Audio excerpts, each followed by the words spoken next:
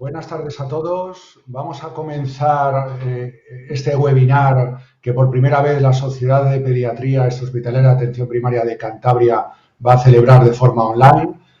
Queremos dar las gracias en primer lugar a todos vosotros que estáis conectados en este momento. De esta forma, entre todos, vamos a inaugurar estas jornadas online de la Sociedad de Pediatría en Cantabria y gracias a nuestro ponente de hoy, que es el doctor Salvador García Calatayud, gastroenterólogo, jefe de la unidad del Servicio de Gastroenterología Infantil del Hospital Valdecilla de Santander.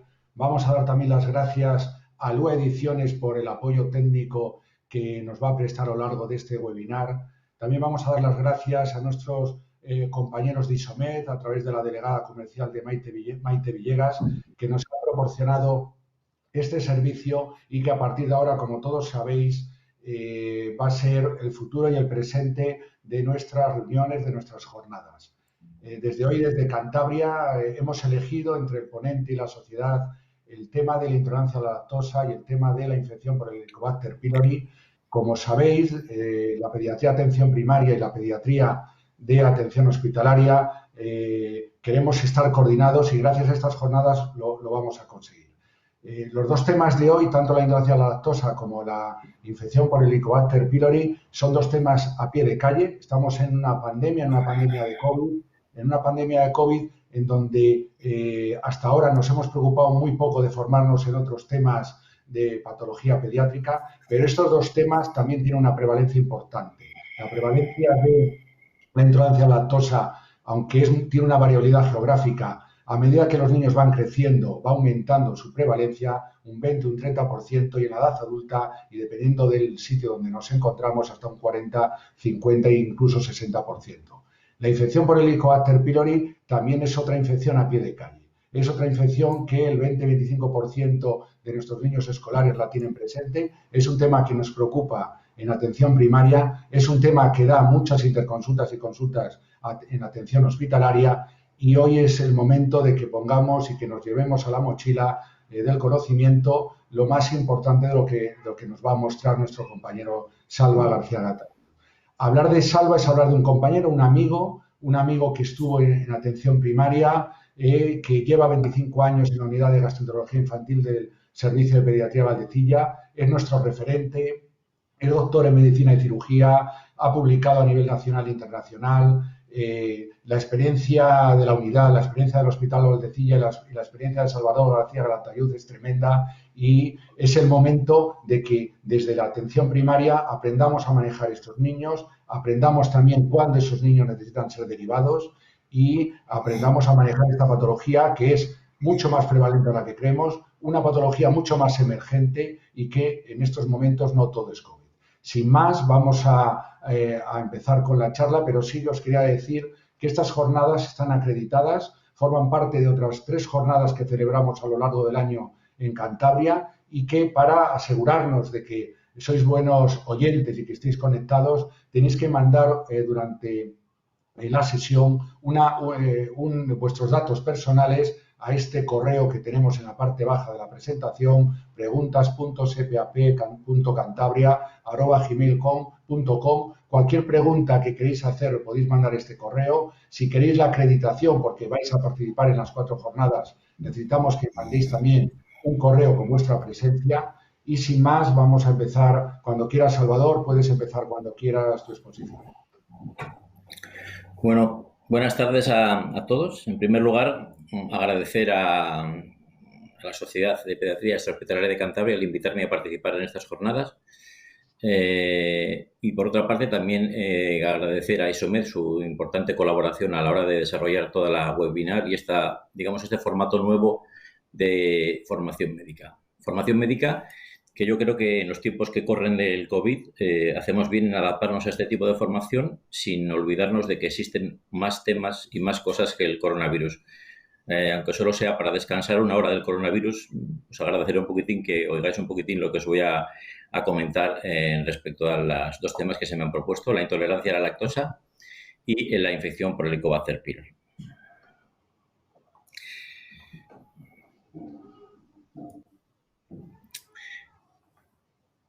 Cuando se me preguntó qué temas que elegiría yo para actualizar en gastroenterología infantil. Pues la verdad es que yo, entre lo que me comentó el doctor Bercedo y lo que yo vemos habitualmente en la consulta, estos dos temas son los que me parecían más interesantes, ¿no? Porque son temas, como decía antes el doctor Bercedo, de alta frecuencia y son temas que además vemos a menudo en la consulta y vemos que no siempre se resuelven basándose en aspectos científicos, sino que a veces se resuelven en base a lo que se ha oído o en base a ciertos comentarios de tipo de divulgación y no tan científicos. Vamos a hablar, por tanto, dividir la charla en dos partes. La primera parte hablaré de la lactosa. La lactosa es un disacárido compuesto por glucosa y por galactosa.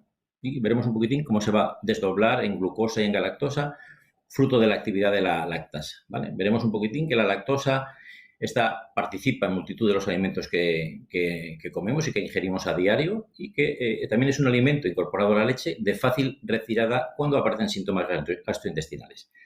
En la segunda parte de la charla hablaremos del Helicobacter pylori. El Helicobacter pylori es un germen extendido a lo largo de todo el mundo, que tiene una alta presencia en la mucosa gástrica y que no es sinónimo la presencia en la mucosa gástrica de la necesidad de tratamiento ni la imperiosa derivación hacia una complicación derivada de la infección inicial por Helicobacter pylori. A menudo, cuando vemos pacientes en atención primaria o incluso en el hospital, tenemos una tendencia natural a relacionarlo o a quererlo relacionar con problemas o con intolerancia a alimentos. Muchos de los síntomas comunes que aparecen en gastroenterología pediátrica tenemos tendencia a realizarlos muchas veces. La población general lo relaciona con la leche, lo relaciona con el gluten y es fácil en muchas ocasiones hasta que vengan los pacientes ya a las consultas con ciertas ideas preconcebidas sobre lo que les hace daño y no les hace daño y sobre todo de una relación causa-efecto entre determinados alimentos o determinadas cosas que ingieren y la aparición de una sintomatología gastrointestinal crónica. Por ejemplo, pues, dos casos un poco que vemos con cierta frecuencia, ¿no? Pues una mujer de 14 años que consulta desde hace un año por un dolor abdominal discontinuo, con una distensión abdominal cambiante y que ya ha sido estudiado en atención primaria con un panel de alérgenos negativo y se le ha retirado desde hace un año la lactosa, pero la clínica no ha cambiado demasiado. Parece que la lactosa durante ese tiempo de retirada no ha tenido mucha clínica. Otros casos, por ejemplo, que también vemos habitualmente, por ejemplo, es una mujer de 15 años que hace un año consulta por un dolor abdominal supraumbilical con diarrea ocasional. Se le han realizado estudios en atención primaria con el panel de alérgenos positivo y positivo que hizo remitirla a alergología. Y en la alergología se le ha diagnosticado de una intolerancia al gluten y a frutos secos y tras su retirada y persistencia de la clínica se recomienda un estudio de dolor abdominal. O sea, fundamental en todos los casos es ver cuáles son los síntomas guía y si las actitudes diagnósticas y terapéuticas conllevan a una retirada de los síntomas y de los signos, que es el motivo de consulta inicial y es lo que le preocupa al paciente. A menudo con estos síntomas gastrointestinales comunes, vómitos, diarrea, distensión, ruidos, etcétera, debemos de pensar, porque es así, es lo más frecuente, que estos cuadros correspondan con un cuadro gastrointestinal funcional. De otro lado, también tenemos que tener presente que no solo la población general, sino que es verdad que en muchas ocasiones estos síntomas gastrointestinales pueden tener una relación directa con algunos alimentos. Por tanto, se nos plantea si es un cuadro funcional, si es un cuadro relacionado con alimentos, pero siempre teniendo en la cabeza que lo prioritario a la hora de hacer la historia clínica y de describir los síntomas y de los signos que nos describe el paciente de la historia clínica, lo que debemos descartar son trastornos gastrointestinales orgánicos, puesto que de la exclusión de estos diagnosticaremos un trastorno gastrointestinal funcional o una posible intolerancia o una reacción adversa a un alimento. La lactosa es un disacárido que está presente en la alimentación, pero especialmente está presente en la leche de todos los mamíferos. Los mamíferos no humanos, el consumo de este azúcar principal de la leche materna solo se reduce al periodo de lactancia y desaparece completamente, pues los mamíferos no humanos no consumen otros productos con lactosa desaparecida de la lactancia materna. Sin embargo, los mamíferos humanos más allá de la época de la lactancia, donde consumen la lactosa como azúcar principal, bien sea en forma de lactancia materna o en forma de lactancia artificial, prolongan, como digo, este consumo más allá de la lactancia y aparece el consumo durante la infancia como un consumo bastante preferente o bastante alto, bastante recomendable. Y más allá de la infancia, durante la adolescencia y el periodo de adulto, el consumo depende un poco de los individuos, pero bueno, es un consumo que va disminuyendo ligeramente a lo largo de la edad. Por tanto, la lactancia es en la introducción de este azúcar en la ingesta de los alimentos, la leche, que es en formato habitualmente de leche líquida bebida, pero No debemos pensar siempre que la lactosa está incorporada a la leche en alimentos líquidos con presencia o aspecto de leche, sino que está incorporada en muchísimos otros alimentos manufacturados y en los que solo si la etiqueta nutricional es correcta veremos el contenido en lactosa, veremos el contenido en azúcares y veremos el contenido en otros ingredientes potencialmente causantes de una reacción adversa a alimentos. La lactosa ingerida, como digo, con estos alimentos y en esas etapas de la vida, se define como que un individuo es tolerante cuando no tiene una reacción adversa, no tiene una reacción clínica debido o causada por la lactosa. La lactosa, este disacárido, va a ser ingerido y atacado por las disacaridasas en el intestino delgado, de manera que la lactosa va a ser desdoblada en glucosa y en galactosa como monosacáridos, y estos monosacáridos resultantes son incorporados a las vellosidades intestinales al enterocito, que con diferentes transportadores, tanto para entrar en el enterocito desde la luz intestinal como para salir a la luz vascular, son incorporados, como digo, la glucosa y la galactosa al torrente vascular para su utilización posterior. Esta es una condición general para que, si todo este proceso se produce y no hay ningún problema y no hay ninguna reacción adversa, el individuo es tolerante a la lactosa. Por tanto, la tolerancia a la lactosa parte de un condicionante inicial, que es la ingesta de una cantidad determinada de lactosa, parte de la existencia de una integridad del intestino delgado, en concreto del borde en cepillo, y por tanto de que haya disacaridasas en este borde en cepillo. Y también es una condición que haya una expresión genética adecuada de la actividad lactasa, de la enzima lactasa. A partir de esa actividad correcta y todo lo demás, la incorporación de los monosacáridos resultantes permitirá, como digo, su incorporación al torrente sanguíneo y su utilización, siempre con un nivel de clínica cero, es decir, que este individuo está asintomático y todas estas condiciones se consiguen.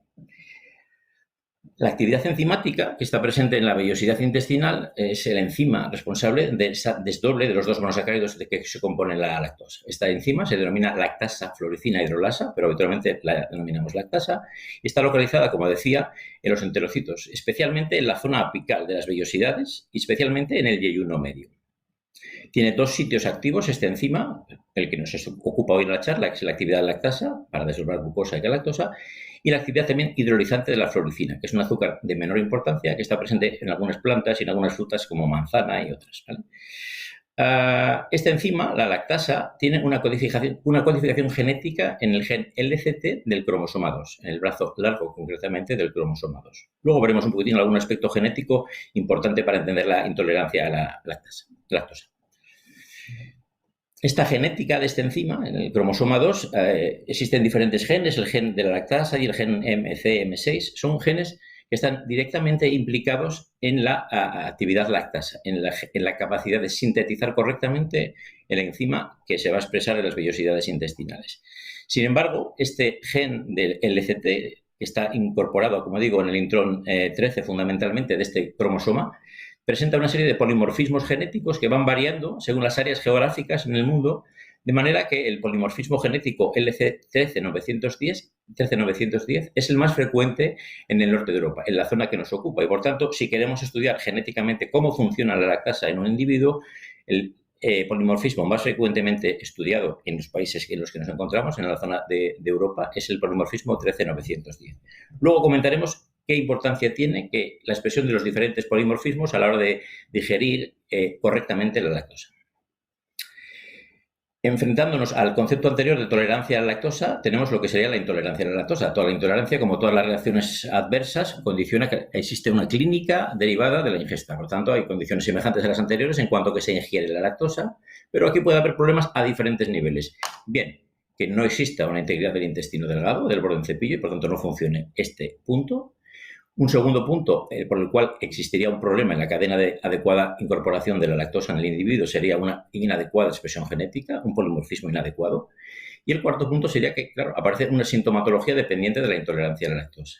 Sea cual sea el mecanismo por el que la lactosa no es correctamente incorporada al organismo, los síntomas que aparecen en la intolerancia a la lactosa son síntomas bastante comunes y bastante inespecíficos en general y que pueden confundirse con otras enfermedades o otros síndromes que también tienen una alta frecuencia, especialmente algunos que incluso están aumentando su prevalencia en los últimos años. Me refiero a que la clínica esperable en una intolerancia a la lactosa, que tiene que ver a lo mejor con una hipermotilidad intestinal, una tendencia a la diarrea, una tendencia a dolor abdominal, comparte muchas veces toda una sintomatología como la que puede estar presente en un síndrome de intestino irritable, como la que puede haber en un sobrecrecimiento bacteriano, como puede haber en una enfermedad celíaca. Estamos hablando de enfermedades, muchas de ellas, que tienen una clara organicidad y que necesitarán un concreto tratamiento. Podemos clasificar la intolerancia a la lactosa en base a lo que hemos comentado antes. Al individuo sano sería, por tanto, el tolerante, pero la intolerancia básicamente se puede definir en dos, o clasificar, mejor dicho, en dos grupos. Lo que sería el déficit primario de lactasa y lo que sería el déficit secundario, o a veces transitorio, de la lactosa. El déficit primario de lactasa tiene dos formas fundamentales. La primera forma es una forma congénita, es la lactasia. La lactasia es un cuadro extremadamente raro, de muy pocos casos publicados a nivel mundial. Por tanto, se puede considerar en lactantes que tienen problemas digestivos desde el minuto cero, pero para nada es el cuadro más frecuente. El cuadro más frecuente, con diferencia, es la hipolactasia, es decir, el déficit primario de lactasa del adulto, que se conoce también como hipolactasia o como no persistencia de lactasa. Del otro lado, tendremos los déficits secundarios o transitorios, existiendo en la edad inicial, en individuos prematuros, inmaduros, un déficit transitorio de lactasa, pero más frecuente que esto es encontrarnos a lo largo de la edad pediátrica un déficit secundario de lactasa a una enteropatía. Cualquier fenómeno que altere el borde de un cepillo, al yeyuno, a las vellosidades, puede desencadenar un déficit secundario de lactasa. El sobrecrecimiento bacteriano también. Por lo tanto, existen bastantes causas que son las que vemos más frecuentemente en pediatría como causantes de un déficit secundario y muchas veces transitorio si la causa es reversible. Por tanto, el individuo sano, yéndome a la parte derecha de la presentación, es capaz de desdoblar la lactosa en glucosa y galactosa y al incorporarse habrá una ausencia de ningún resto de la lactosa en el intestino grueso y, por tanto, aquí no habrá ningún problema, a diferencia de los cuadros derivados de una deficiencia de lactasa, bien sea primaria o bien sea secundaria. Si la lactasa no funciona bien, la lactosa va a persistir en el intestino delgado o va a llegar en unas cantidades determinadas en función de lo que no haya sido correctamente digerido y absorbido, de manera que esa lactosa que llega al intestino grueso va a ser fermentada por las bacterias intestinales y va a producir diferentes sustancias, algunas de las cuales son responsables de la sintomatología y otras son útiles para hacer el diagnóstico que más adelante explicaremos de lo que es las pruebas de hidrógeno expirado, puesto que algunas de las sustancias son volátiles y son incorporadas al torrente sanguíneo y son posteriormente exhaladas y son medibles. Por tanto, el individuo sano no hay nada en el colon, nada altera el colon. El individuo con una intolerancia a lactosa con déficit primario o secundario tendrá sustancias en el colon que son muchas de ellas responsables de la clínica. El déficit primario, en relación con el adulto, con la hipolactasia, con el cuadro más frecuente, como comentaba, de déficit primario, o la no persistencia de lactasa, que es como se conoce habitualmente en nuestra zona geográfica, en el ámbito geográfico en que vivimos, en la zona europea. Estos polimorfismos más habituales son el polimorfismo LCT 13910, que son los que estudiamos habitualmente. Estos polimorfismos pueden ser CC en homocigosis, TT, o una heterocigosis en C y en T, o sea, CET.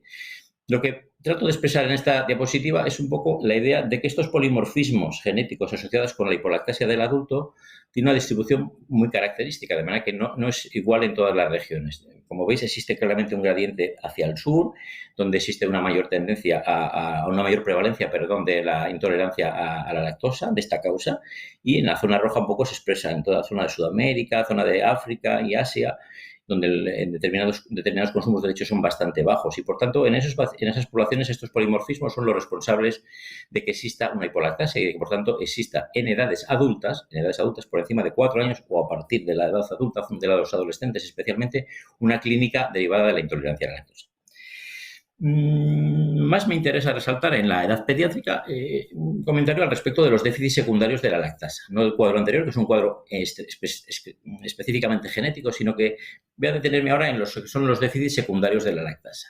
Como comentaba, había unos derivados de la inmadurez del prematuro, había otros derivados de la enteropatía y del sobrecrecimiento bacteriano que también debe considerarse.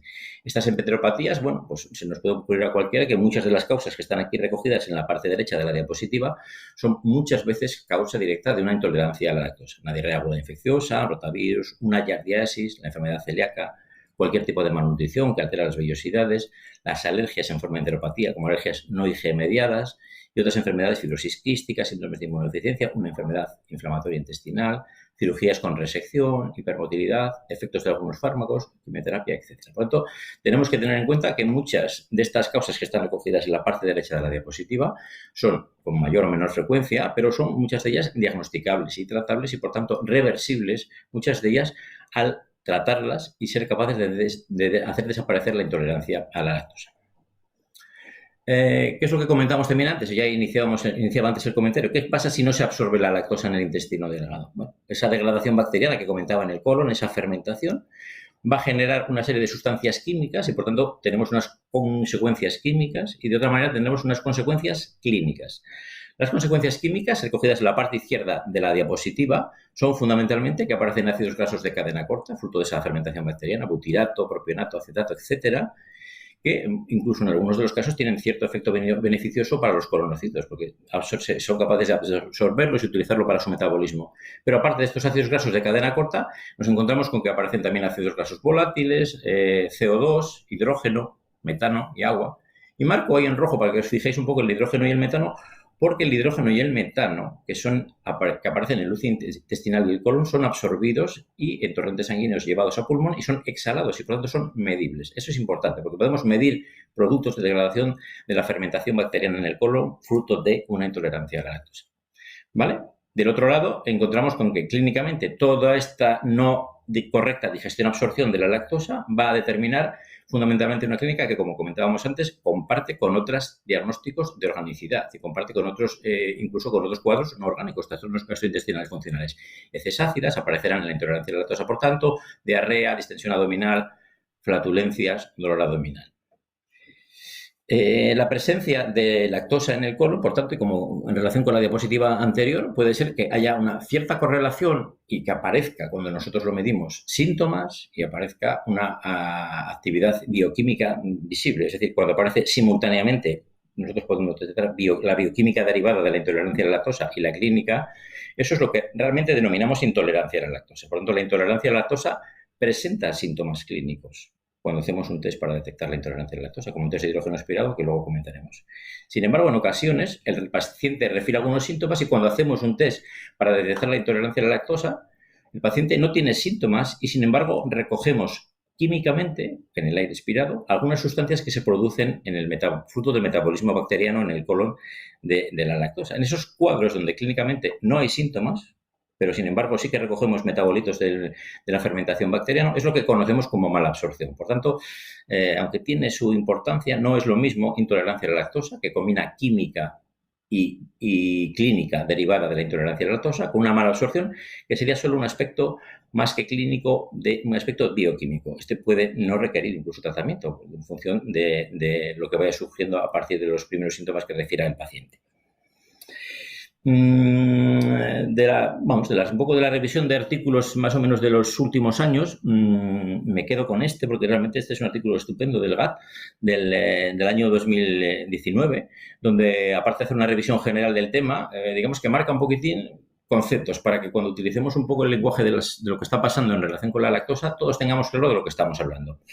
De manera que, como he comentado antes, y para resumir un poco en puntos concretos, la deficiencia congénita de lactasa es una rareza genética, que son síntomas graves al nacer.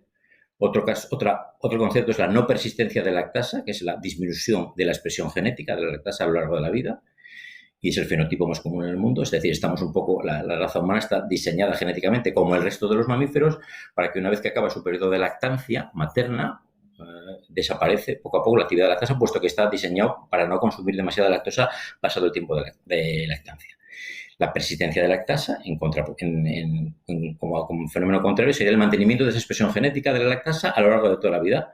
Es un fenotipo más común en Caucasia, ¿no? En países del oeste, pero es una variante que ha permitido seguir digiriendo la lactosa a lo largo de la vida. Concepto de deficiencia de la lactasa es la incapacidad para digerir la lactosa por una baja expresión de la lactasa en el intestino delgado. Y luego lo que comentaba ahora en las diapositivas anteriores, ¿no? El concepto de malabsorción por una parte y el concepto de intolerancia, que incluso tiene subtipos para que lo entendamos, que no son exactamente iguales, porque la malabsorción de lactosa, como he comentado antes, es la llegada de lactosa al intestino grueso por deficiencia o tránsito rápido, ¿vale? mala absorción, que incorporará fenómenos, como digo, químicos, pero no clínicos. Y ahí tendremos una mala absorción de lactosa primaria, causada por una no persistencia de la lactasa, y una mala absorción de lactosa secundaria, que es todo lo que hemos comentado antes. Es una baja expresión de la lactasa habitualmente porque hay algo ahí detrás que lo está produciendo. Una enteropatía, un sobrecrecimiento bacteriano, un tránsito rápido. Y los intolerantes, que combinan fenómenos químicos y fenómenos clínicos constatados por la ingesta de lactosa o por el test apropiado, se desdoblarán en dos tipos. Los que tienen una intolerancia a la lactosa de tipo funcional, es decir, síntomas gastrointestinales típicos con una prueba de hidrógeno negativa, ¿vale? Funcional, si hay un trastorno gastrointestinal funcional.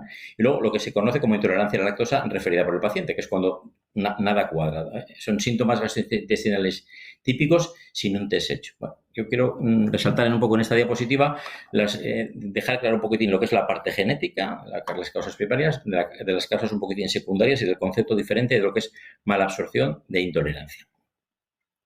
¿Cómo estudiamos la absorción? ¿Cómo estudiamos la tolerancia a la lactosa? ¿Cómo estudiamos la genética de la lactosa? ¿Qué importancia tiene estudiar cada cosa o todas en conjunto?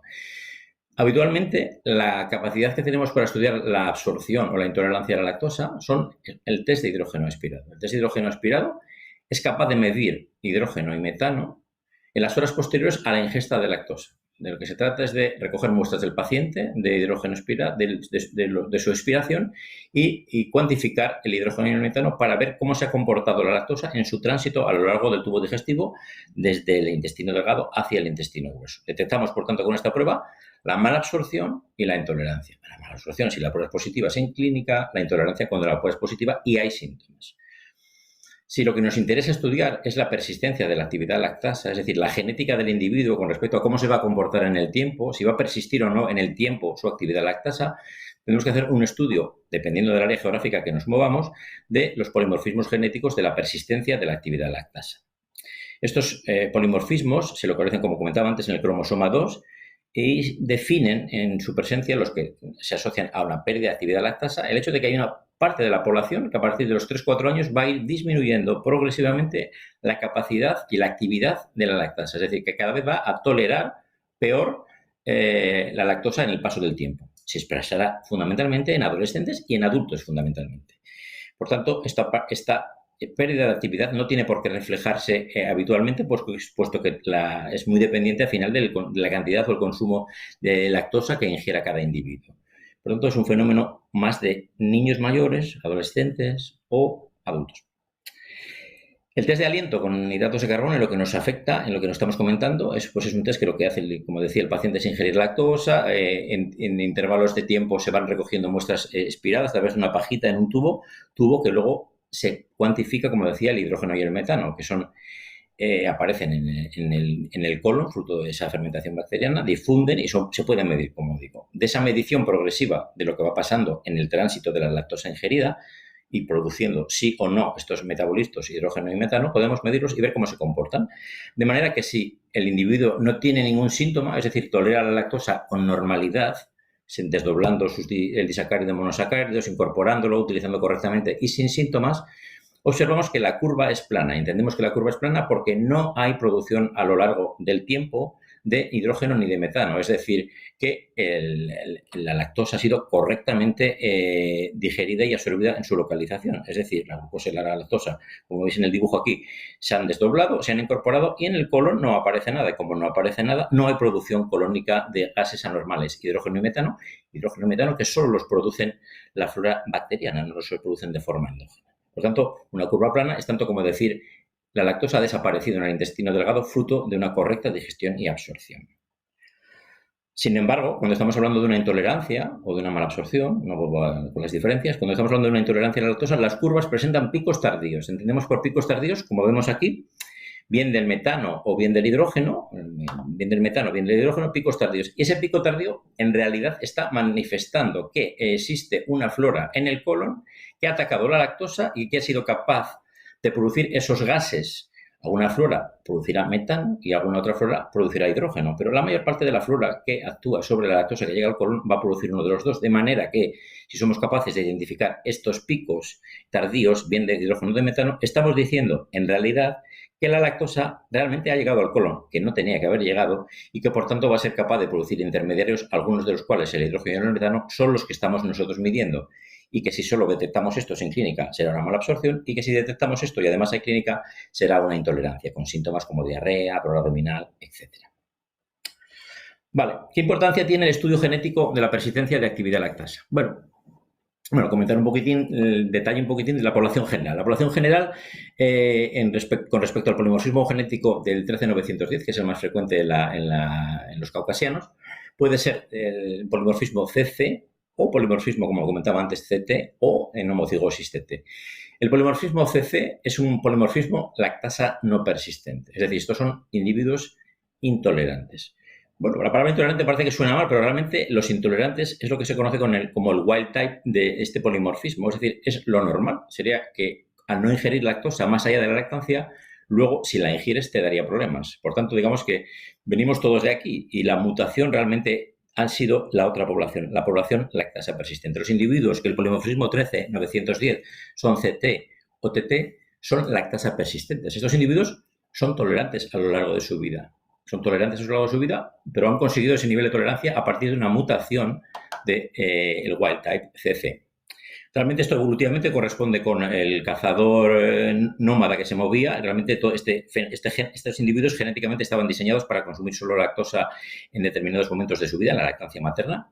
Pero posteriormente, cuando ya en el Neolítico aparece el agricultor, la recogida de alimentos a través de la agricultura, la recogida de los animales y la obtención de productos derivados de los mamíferos y de la leche, es cuando ya comienzan a aparecer estas mutaciones que son realmente las responsables de que existan individuos tolerantes a la lactosa. ¿Cómo se trata la intolerancia a la lactosa? Bueno, conociendo un poquitín lo que hemos dicho hasta ahora, pues una dieta sin o muchas veces limitada solo en lactosa, porque cada individuo al final termina conociendo realmente cuáles son sus límites de lactosa que le generan problemas, hasta constatar un poquitín la desaparición de los síntomas. Podría ser un diagnóstico de ensayo y error, pero bueno, vemos que no siempre funciona retirar la lactosa para los síntomas gastrointestinales comunes. Un segundo comentario, lo digo por si tenéis acceso, podéis acceder a esta página web que es de los compañeros del Grupo Gastrosur de Madrid, un grupo muy activo que tiene muchas publicaciones muy interesantes, donde habla realmente de una serie de recomendaciones para la población con intolerancia a la lactosa. Os recomiendo esa hoja, sobre todo incluso a veces para repartir a las familias en caso de que la lactosa sea el problema causante de sus síntomas. Y en tercer lugar, dentro de los tratamientos para la intolerancia a la lactosa, me referiré al tratamiento enzimático sustitutivo, más extendido en adultos, pero tampoco nunca llegué a entender muy bien por qué, porque realmente en niños mayores o en adolescentes, que en ocasiones no es fácil retirar completamente la lactosa o en ocasiones puede haber alguna comida que sea difícil de retirar la lactosa, el tratamiento sustitutivo en diferentes países, bueno, diferentes nombres comerciales y tal, pero bueno, la nutina masticable, el Kerutabs o las gotas del Coliprep, que sepáis que eso también se puede utilizar con un diagnóstico correcto, o sea, tampoco hay que solicitarlo a la vía lavada en cualquier tipo de sintomatología gastrointestinal. ¿Por qué elegí este tema de la intolerancia a la lactosa? Bueno, fundamentalmente porque sí que es verdad que en la práctica diaria nos encontramos con situaciones que son altamente tentadoras para el profesional de retirar la lactosa. Bueno, pues tiene un lactantillo que tiene un mes, que es la cuarta visita de los padres porque llora y tal. Será la lactosa, está con una fórmula artificial, y si le pongo una leche sin lactosa, que dice que hay situaciones, yo no digo que no sean tentadoras, pero que dice que la retirada de la lactosa en un cólico lactante no tiene ninguna base científica. O sea, no, por mucho que busquéis no vais a encontrar ninguna cosa especial. Caso distinto es lo que comentaba antes del prematuro con inmadurez y demás, ¿no? Pero un lactante de término sano, ¿vale? No procede. Un lactante de 10 meses es otro caso. Con 10 meses con una gastroenteritis que dura 3-4 días. Digamos que estamos en un rango de duración de una gastroenteritis que probablemente autolimitada, gastroenteritis aguda, no tenga demasiada repercusión en la lactosa y por tanto no tenemos que estar tentados en retirar la lactosa de un lactante de cierta edad, entre comillas, lactante, que tiene una diarrea relativamente recortada. Me podrían entrar más dudas en un lactante más pequeño, de menor edad, una diarrea que ya se estira un poco más hacia el límite entre diarrea aguda y diarrea crónica, porque sí que es una causa de intolerancia a la lactosa por enteropatía, es decir, porque la gastroenteritis vírica o no vírica probablemente ha hecho una enteropatía y ha generado una intolerancia secundaria a la lactosa. Niños de 4 años con diarrea de 8 días, bueno, también te puede entrar ahí la duda de la diarrea aguda crónica. En un dolor abdominal recurrente, no, por favor, quiero decir, no pega. Yo creo que un dolor abdominal recurrente o lo catalogas como funcional directamente o si no, si te metes en el diagnóstico diferencial, tendrás que hacer un correcto diagnóstico diferencial y si te quieres contestar a la pregunta de si es intolerante sí o no a la lactosa, tendrás que hacerle un hidrógeno aspirado, ¿vale? Un niño con diarrea crónica se puede plantear, pero realmente la diarrea crónica precisará su propio algoritmo diagnóstico para ver qué es lo que está pasando y pensar como una posibilidad de una intolerancia a la lactosa. Y la distensión abdominal ocurre un poquitín lo mismo. La distensión abdominal es un signo bastante inespecífico que a lo mejor va a requerir estudiar la lactosa o estudiar otros azúcares, que también no voy a comentar nada en esta charla, pero bueno, otros azúcares que también pueden generar fenómenos fermentativos o fenómenos del propio fenómeno del sobrecrecimiento bacteriano que se entremezcla muchas veces con la intolerancia a la lactosa, etc. Bueno, como resumen de esta primera parte de la charla es, bueno, lo primero es que si los niños no son colaboradores, parece absolutamente razonable, especialmente no en las situaciones tentadoras, sino bueno, cuando parece que puede estar implicada la lactosa. En niños no colaboradores, hacer un ensayo de 2 semanas con dieta sin lactosa es perfectamente razonable, pero reintroducirla luego, claro, reintroducirla para ver qué es lo que pasa con los síntomas y hacerse un replanteamiento diagnóstico, porque muchos procesos son transitorios y con esas 2 semanas se van a digamos que se va a regenerar o reponer la vellosidad intestinal y va a venir bien quitarles la lactosa, pero hay que reintroducir posteriormente la lactosa y no dejarla perpetuamente retirada, ¿vale? Caso contrario, me planteo en niños colaboradores. Yo creo que niños colaboradores, yo creo que esto de retirar algunas semanas la lactosa, digamos que es una práctica relativamente común, pero yo creo que si tenemos una prueba que nos define si la lactosa está sí o no implicada, pues ¿por qué no pedirla? ¿Por qué no hacerla? Y luego, la tercera cosa que sí que me gustaría resaltar de esta charla es el hecho de que esto, volviendo al principio, ¿no? Y a la razón de la charla, ¿no? Si tenemos síntomas gastrointestinales que tras retirada de la lactosa unas semanas persisten, en lo que es de cajón, a la altura de cualquiera, es que no es la lactosa y entonces tendremos que pensar en otras cosas. Es decir, no es muy de recibo mantener a un niño sin lactosa durante 8, 10, 12 meses con una nula variación de la clínica que refiere, porque claramente no es eso lo que le está produciendo los síntomas. Y es en esos casos precisamente los que tenemos que pensar otros diagnósticos que pueden parecerse. Me refiero a la participación de otros azúcares o de algunos azúcares o al polialcoholes de la dieta, que serían un poquitín los fructo-oligosacáridos, disacáridos, monosacáridos, ampolioles, los FODMAP, que son alimentos que pueden producir síntomas muy similares a la intolerancia a la lactosa. Un segundo entidad a considerar es el síndrome de intestino irritable y un tercer también elemento a considerar es el sobrecrecimiento bacteriano. Todo patologías que tienen sintomatología muy similar.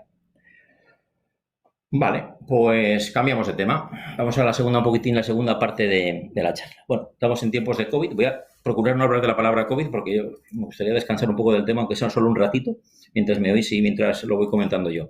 Pero bueno, sí que es verdad que si estuviésemos ahora en una charla normal del COVID, esta frase sería más real, ¿no? En cualquier reunión presencial, no es la actual. Sí que es verdad que a tu lado, a tu derecha o a tu izquierda, y no os giréis porque no hay nadie detrás, o quizás detrás hay alguien con el Helicobacter pylori. Lo que quiero comentar con esta diapositiva realmente es que el Helicobacter pylori es una causa, o sea, es una infección frecuentísima. Frecuentísima, como el Helicobacter pylori está en la mayoría de los pacientes en una situación de alta comodidad en el ambiente gástrico donde vive. El Helicobacter pylori tiene una prevalencia, como digo, brutal, pero no estamos hablando de la población adulta. La población adulta, a lo largo de lo que es el desarrollo, va adquiriendo la infección, pero es que las cifras, si hablamos de población infantil, para no irnos a la edad adulta, como veis, va subiendo progresivamente. Se calcula que en torno al 30% de los pacientes que tienen 14 años, de los niños que tienen niñas que tienen 14 años, está infectado ya por el Helicobacter pylori. Que dice que no es bobada, o sea, 1 de cada 3 probablemente tiene una infección por el Helicobacter pylori y, bueno, no lo sabe, ni tiene síntomas y probablemente no tiene importancia. Luego comentaremos cuándo tiene o no tiene importancia tener la infección. Por tanto, el concepto de altísima prevalencia. Claro, esto va subiendo en las edades siguientes hasta un 60-70%, y es que la prevalencia mundial al final de la vida de estar infectado por el Helicobacter pylori ronda el 70 y pico por ciento. Vamos a ver qué es lo que ocurre y por qué en condiciones es importante y por qué en condiciones no es importante el tratar o el diagnosticar la infección y las complicaciones de la infección por el Helicobacter pylori. Vamos a ver estas 4 fases de una en una. Vale, lo primero que ocurre habitualmente en la historia natural de la infección por el Helicobacter pylori es que, digamos que la célula epitelial del estómago está cubierta y protegida por una zona de moco y una zona de ácido gástrico, de las secreciones gástricas, pero el Helicobacter pylori, por sus condiciones bioquímicas de supervivencia, es capaz de atravesar esa capa mucosa y adherirse al epitelio del intestino. Recordemos que el Helicobacter pylori tiene dentro de sus capacidades enzimáticas la actividad ureasa, que es importante a la hora de sus fenómenos patogénicos y a la hora de que nosotros seamos capaces de diagnosticarlo en base a esa actividad ureasa que tiene. Esa actividad ureasa le permite a ese Helicobacter pylori ya adherido y fijado a la célula epitelial ser capaz de desdoblar la urea de esa capa a través de esa actividad ureasa en amoníaco que es capaz de neutralizar el ácido gástrico, de la manera que lo que se está creando el propio Helicobacter es un nicho de alta proliferación. Un nicho de alta proliferación de manera que una vez que el Helicobacter pylori se ha adherido y presenta su actividad ureasa y ha creado un microambiente propicio, lo que va a aparecer es facilitar la llegada de otros nuevos gérmenes que con sus nuevas actividades ureasas y sus nuevas adherencias y sus nuevos mecanismos patogénicos va a ser capaz finalmente de generar un daño. Un daño fundamentalmente ¿por qué se rompe la mucosa? La mucosa es el elemento terminal que se rompe, pero se rompe toda la capa de protección que estaba alrededor de la célula epitelial, ¿vale? Y por tanto se supone que la capa que era protectora de la célula epitelial, al carecer esta protección, el epitelio es dañado. La pepsina, los protones, el hidrógeno va a ser capaz de dañar junto con otras propiedades patogénicas del propio Helicobacter pylori, que son los que van a ser responsables de generar un daño por proteasas, a mecanismos inflamatorios y generar lo que estamos viendo que realmente es la afectación inflamatoria de un estómago, lo que va a ser una gastritis con alta tendencia a la cronicidad y a la destrucción de las células.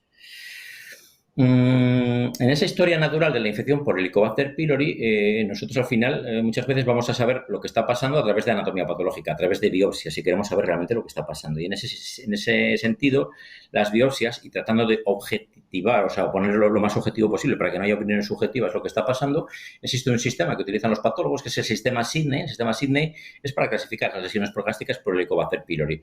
Y lo que habla fundamentalmente en normal, leve, moderado o grave, si ven o no ven Helicobacter pylori, si ven o no ven neutrófilos, si ven o no ven células mononucleares, si existe o no existe atrofia en el antro, si existe o no existe atrofia en el cuerpo y si existe metaplasia intestinal. Son lesiones realmente que están marcando un poco la tendencia en el tiempo de las lesiones de malignidad, las lesiones malas con una mala consecuencia en la salud del individuo, ¿vale? Pero que no es lo más frecuente. Este artículo también es muy chulo. Este artículo realmente lo que describe es lo que va pasando a lo largo de la edad y los tipos de lesiones que vamos observando, ¿no? Y qué es lo más frecuente y qué no es lo que no es tan frecuente. Una mucosa normal es atacada e infectada por el Helicobacter pylori. El Helicobacter pylori hemos dicho que tiene una alta tendencia a la cronicidad. Aparece una infección crónica por el Helicobacter pylori y esa infección crónica por el Helicobacter pylori va a dar un patrón de gastritis antral, que es un patrón altamente frecuente. Ese aspecto nodular que vemos en las endoscopias, y esa gastritis antral, a medida que va avanzando la edad, puede determinar una úlcera duodenal o puede quedarse como una gastritis antral, pero con una nula expresión clínica, una infección asintomática por Helicobacter pylori, hasta el 80-85% de los casos, ¿vale? Una infección asintomática. Otro patrón que vemos cuando la infección crónica se ha establecido con menos frecuencia es una pangastritis noatrófica. Esa pangastritis noatrófica casi siempre se manifiesta como una infección asintomática, pero puede dar lugar a un linfoma mal en la edad adulta, o sea, no en niños, un linfoma mal que es una escasísima forma de presentación de las complicaciones por Helicobacter pylori. Y finalmente la tercera presentación que vemos macroscópica es una gastritis atrófica del cuerpo.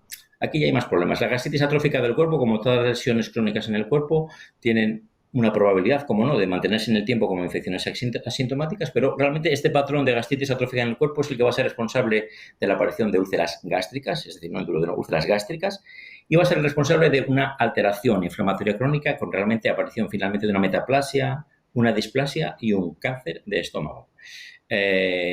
Es verdad que el Helicobacter pylori está definido por la OMS como un carcinógeno porque así lo es, pero si observamos esta columna de cuál es la prevalencia de lesiones que produce el Helicobacter pylori, vamos a darnos cuenta de que la forma más frecuente es una infección asintomática por el Helicobacter pylori y que las otras frecuencias son bastante menores, ¿vale? Luego tendríamos la úlcera duodenal, luego un poquitín menos la úlcera gástrica, menos bastante poco el linfoma mal y luego el 1%, que es una forma incluso más frecuente que el linfoma mal, de la derivación hacia un cáncer gástrico, que realmente es el problema que nos plantea la posibilidad de peor pronóstico de una infección por Helicobacter pylori, pero en ese ranking de frecuencias. Un poco en la revisión de estos últimos meses, cuando sabía un poquitín de la preparación de esta charla, este articulillo está ahí recogido en la parte de arriba de la diapositiva. También es importante para ver un poquitín lo que pasa evolutivamente, ¿no? Bueno, parte un poquitín eso que estábamos comentando antes de lo que pasa con la destrucción del moco gástrico de protección, las lesiones que se generan sobre las células epiteliales, que hay una serie de factores dependientes de la bacteria y otra serie de factores dependientes del individuo, de qué tipo de receptores va a tener, de qué tipo de citoquinas se van a liberar cuando existe daño celular, etcétera. Y eso va a lo largo de la infancia, es cuando se va produciendo esta lesión, pero si avanzamos cuando va pasando las edades, nos encontramos con que tenemos 3 tipos de patrones, ¿no?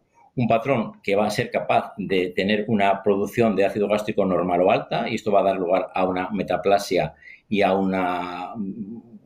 incluso problemas del tipo en la zona duodenal o en la zona de antro y duodeno, una expresión en una úlcera duodenal. Otra forma, con la producción de ácido normal, va a ser capaz de formar una gastritis persistente, que son las gastritis antrales, que vemos habitualmente y más frecuentemente en la edad pediátrica tardía, en niños mayores adolescentes.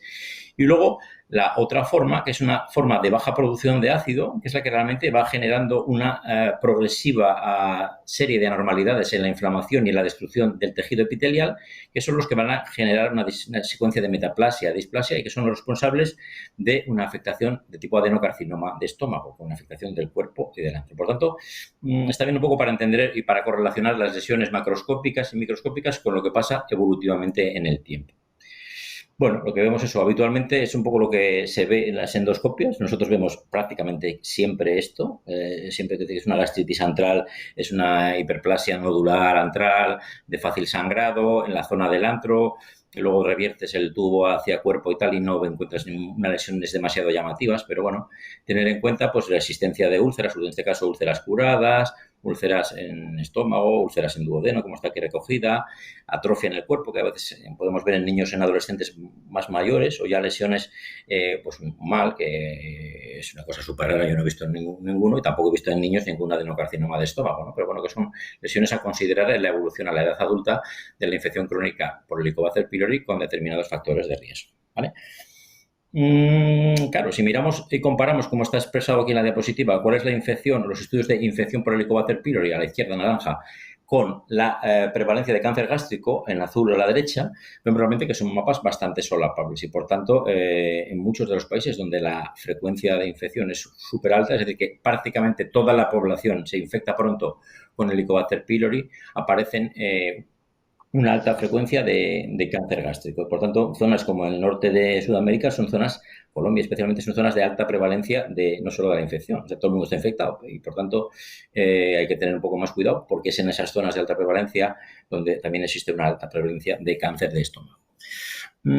¿Cómo diagnosticamos un Helicobacter pylori? Estamos hablando de Helicobacter pylori, realmente tenemos dos conceptos. El primer concepto es infectarse por Helicobacter pylori, el segundo concepto es complicaciones derivadas de infectarse por Helicobacter pylori. También tenemos que saber qué es lo que queremos diagnosticar.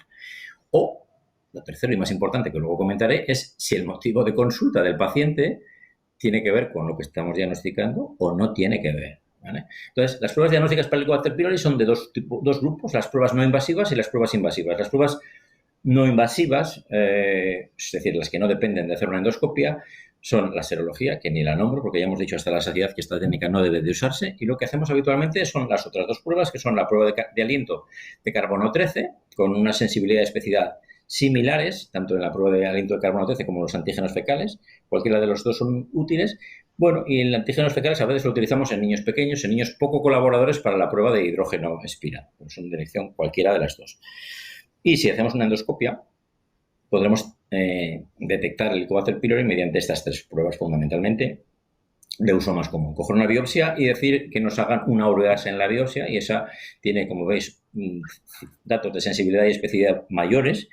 Y sobre todo nosotros nos fiamos no solo de la ureasa, sino cuando hacemos las biopsias de la histología, la clasificación Sidney que comentaba antes, si está presente, qué nivel de lesión tiene la mucosa gástrica, y el cultivo del Helicobacter pylori, que realmente es el gol estándar. Es bastante caro, cuesta que crezcan, hay que hacerlo bien, se ha perfeccionado bastante. Al principio nos costaba mucho que saliesen los cultivos, pero ya tenemos un alto rendimiento en los cultivos y cuando hacemos normalmente una endoscopia y hacemos un cultivo, sí que somos capaces de obtener, gracias a microbiología, una sensibilidad de los antibióticos y por tanto somos capaces de elegir qué antibiótico es de elección para ese tipo concreto de Helicobacter pylori que estamos investigando.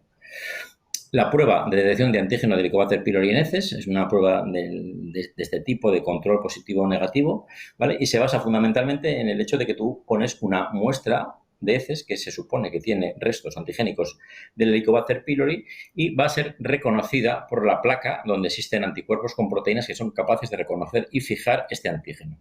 Posteriormente esto se lava y se utilizan otros anticuerpos marcados, que de manera que si estos anticuerpos marcados aparecen es porque ha habido un antígeno del Helicobacter pylori que está uniendo el anticuerpo de base con el anticuerpo marcado que queda fijado al antígeno del Helicobacter pylori. Por tanto, es un test de positivo o negativo, es decir, presencia no presencia del antígeno y, por tanto, del Helicobacter pylori en las heces.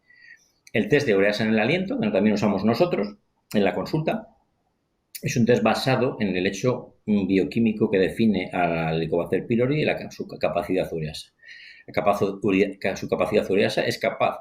Nosotros lo que hacemos va a ser dar una urea marcada con carbono 13, ¿vale? Un carbono 13 que está pegado aquí a la urea y que la actividad ureasa del Helicobacter pylori lo va a desdoblar. De manera que aparecerán 2 moléculas de amonio que tendrán su papel patogénico a nivel del epitelio, pero lo que nos interesa para el diagnóstico es que una vez que se ha desdoblado se incorpora al torrente sanguíneo este carbono marcado. Este carbono marcado incorporado al torrente sanguíneo de una manera similar a lo que comentábamos con la prueba antes de los hidrógenos expirados para la lactosa, va a aparecer en los pulmones. Este carbono marcado se exhala y es medible. Y es un carbono que no está en condiciones normales en el organismo. Luego, si nosotros somos capaces de determinar en aire exhalado la presencia de ese carbono marcado con carbono 13, será tanto como decir que el individuo tiene un germen con actividad ureasa que estamos estudiando, el Helicobacter pylori. Para este test de urasa con carbono 13 tenemos que tener una serie de condicionantes, como es que se debe realizar un mes después de los antibióticos, 2 semanas después de haber tomado omeprazol o equivalente al anansoprazol, y se recomienda, porque mejora muchísimo el rendimiento de la prueba, cuando añadimos ácido cítrico que viene ya en el kit de la prueba.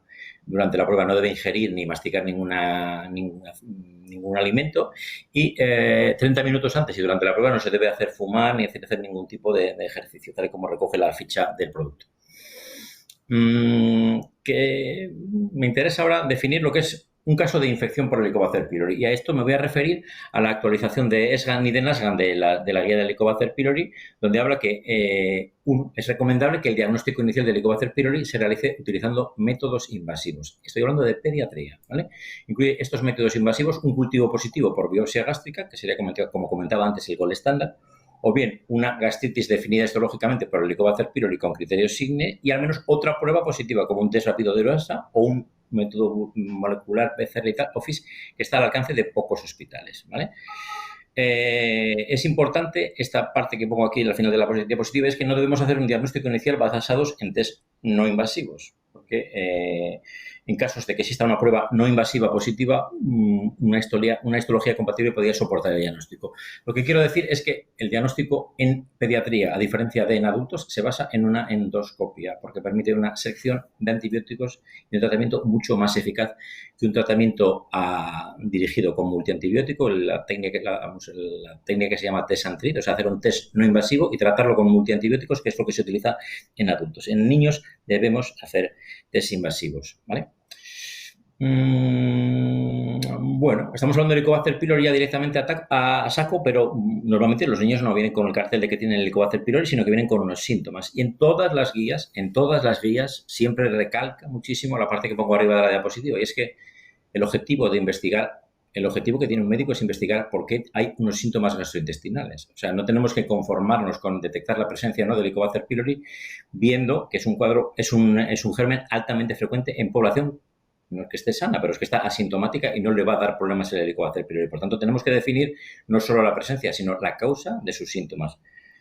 Vemos muchas veces que al final terminas haciendo una endoscopia, al final terminas tratando el Helicobacter pylori con su antibiograma de la endoscopia y el niño sigue exactamente igual. Pasa un poco lo mismo que con lo de la lactosa. Que decir que tienes un niño con un problema, le quitas la lactosa y sigue con problemas, no es la lactosa. Si tienes un niño que tiene problemas, le haces una endoscopia por la razón que sea, no entraré ahí, o si quieres entramos luego, le haces una endoscopia y tiene un Helicobacter pylori y lo tratas y sigue teniendo los mismos síntomas, conclusión de sentido común, no era el Helicobacter pylori. Bueno, entonces, ¿a quién pedir estudios no invasivos? Estudios no invasivos, es decir, un test de ureasa o un antígeno de Helicobacter pylori en heces, debemos de pedirlos a los niños que tienen anemias ferropénicas recurrentes tras descartar otras causas, es decir, no como primer escalón. Y en esos casos habrá que hacer una endoscopia digestiva alta y ya se hará un diagnóstico más completo que el Helicobacter pylori, si tiene otro tipo de gastritis o algún tipo de sangrado en tubo digestivo, etcétera. La segunda indicación que marca la guía es los niños que tienen una púrpura trombopénica idiopática de tipo crónico, ¿vale? Y de hecho entra muchas veces o entra a diario en el protocolo de estos niños cuando nos los mandan a veces desde el servicio de hematología pediátrica. La dispepsia persistente o recurrente y una cuarta momento en que hay que pedir estos estudios son cuando durante la endoscopia tenemos un hallazgo casual, es decir, estamos haciendo una endoscopia por sospecha de celiaquía y en el paso a través del estómago para llegar a duodeno, hacer las biopsias duodenales, nos encontramos con una gastritis nodular antral, ¿vale? En esos casos hay que considerar mucho lo que se va a hacer y muchas veces gestionarlo incluso con la familia. Si tenemos un hallazgo casual, hay que considerar y ofrecer el tratamiento a la familia y cogemos biopsias solo si se va a plantear el tratamiento de la familia, porque a veces, si es una gastritis pequeña, no hay antecedentes familiares y tal, a veces no biopsiamos siquiera, no nos va a cambiar el tratamiento que vamos a elegir. Y desde luego, de cajón, y lo que marcan todas las guías es que en caso de que exista una úlcera gástrica o una duodenal, hay que ir a por ello, porque es una de las formas de complicación de la infección, o sea, forma de complicación no asintomática, sino sintomática y complicada. Bueno, cuando repasamos a veces la bibliografía con respecto al concepto de dispepsia y el concepto de que todas las dispepsias podían no tener que ver con el Helicobacter pylori, tampoco es del todo verdad. ¿Vale? Este es un articulillo publicado en Acta Pediátrica del 2018. Es un estudio en los que se está estudiando en niños con dolor de tipo dispéptico y signos o síntomas de alarma, a los que se ha valorado con un cuestionario, ¿vale? A los 240 niños estudiados se le hace, la mitad tenía una infección por Helicobacter pylori, pero cuando comparan los síntomas que presentaban los pacientes con y sin infección por Helicobacter pylori, no se ha encontrado no pudieron confirmar que la epigastralgia aislada o asociada a otros síntomas dispépticos fuera más frecuente en el grupo infectado por Helicobacter pylori. Por tanto, dispepsia y Helicobacter pylori tienen cierta relación, pero no es tan así. Es decir, hay muchas dispepsias funcionales, Bien. Como veis, arrastro en la parte de arriba que el objetivo de investigar la causa de los problemas gastrointestinales no es descartar la presencia de Helicobacter pylori. Bien. ¿A quién no hacer un estudio no invasivo? Me están llamando, cuelgo, vale. ¿A quién no hacer un estudio no invasivo? Y aquí también me gusta insistir en lo siguiente. El dolor abdominal funcional. No. El dolor abdominal funcional, sin ningún tipo de riesgo, sin ningún tipo de síntoma ni signo de alarma, sin ningún tipo de antecedente familiar de riesgo relacionado con complicaciones de Helicobacter pylori, no hay que hacer un estudio de Helicobacter pylori porque es altamente tentador de enviar a gastroenterología infantil porque tiene el Helicobacter pylori positivo cuando es un dolor funcional dependiente de otras causas que claramente por historia, incluso por descarte de exámenes complementarios de otro tipo, se ha descartado otras causas, ¿vale? Por lo tanto, no hacer un estudio no invasivo en el dolor abdominal funcional, no hacer estudio invasivo en las tallas bajas, no hacer estudio invasivo en las anemias ferropénicas como primer escalón de estudio porque no es para nada la causa más importante de anemia ferropénica en la edad pediátrica, que es una causa más bien de tipo nutricional fundamentalmente. Sí, como segundo escalón, como hemos visto anteriormente. Y un artículo incluso que hablaba un poco de que muchos de los no hay ninguna relación en los niños con la infección por Helicobacter pylori, los niños no tienen ninguna relación con ningún tipo de síntoma en concreto, que dice que no tenemos que guiarnos mucho por que los síntomas nos vayan a dirigir a la existencia o la presencia de Helicobacter pylori. Bueno, simplemente comentar un poco por encima. Esta es una hoja de recomendaciones en castellano que está en la NASGAN, en la Sociedad Norteamericana de Gastroenterología y Hepatología y Nutrición, y está muy bien porque está explicada en plan divulgativo de qué es el Helicobacter pylori, por qué hace pupa, cuándo es importante, cuándo no es importante, los medicamentos, el tratamiento que se puede utilizar, cómo utilizarlo y demás. Está bien de cara a divulgación. También os la comento, como os comentaba antes, la de la lactosa, porque esta se puede, digamos que, copiar y entregar a la familia en el caso de que estemos hablando de qué es la importancia, sí o no, del Helicobacter pylori. Pregunta que se hace en la guía también es, y que nos hacemos, ¿no? ¿A quién tratar? Claro, hemos contado toda la historia de que la mayor parte son asintomáticos, pero claro, si lo tienen, entonces, ¿qué hago? ¿Se lo quito, se lo trato, no se lo trato? ¿Qué tengo que hacer o qué no tengo que hacer? ¿A quién tratar? Bueno, pues la guía habla con cierta claridad al respecto y dice que hay que tratar siempre el Helicobacter pylori en caso de que haya una úlcera gástrica o una úlcera duodenal con la presencia del Helicobacter pylori. Recomienda el tratamiento en niños que tienen Helicobacter pylori y antecedentes familiares de cáncer gástrico, aunque esta recomendación es menor que en guías anteriores, pero la sigue ahí nombrando, y la considera cuando se detecta Helicobacter pylori por una endoscopia y no hay ulcus, ¿vale? Entonces, claro, en este tercer saco, y luego si queréis alguna pregunta o comentario, como podemos comentar este tercer grupo, porque realmente son a veces, lo comentaba, son hallazgos casuales de la endoscopia en un estudio por otra razón, con la presencia de Helicobacter pylori que pasaba por ahí y no tiene ninguna implicación etiológica en los síntomas del paciente. Bueno, ¿qué hacemos con el tratamiento del Helicobacter pylori? El tratamiento del Helicobacter pylori se basa, como hemos dicho, en técnicas invasivas, en endoscopia. Y nosotros vamos a ser capaces, obteniendo un antibiograma, no solo de obtener una escala de Signe de qué tipo de lesión está, qué tipo de gastritis es, dónde está y cómo es la gastritis, sino que lo que más nos interesa es la obtención de un antibiograma y fundamentalmente testar dos antibióticos, que son la claritromicina y el metronidazol, ¿vale?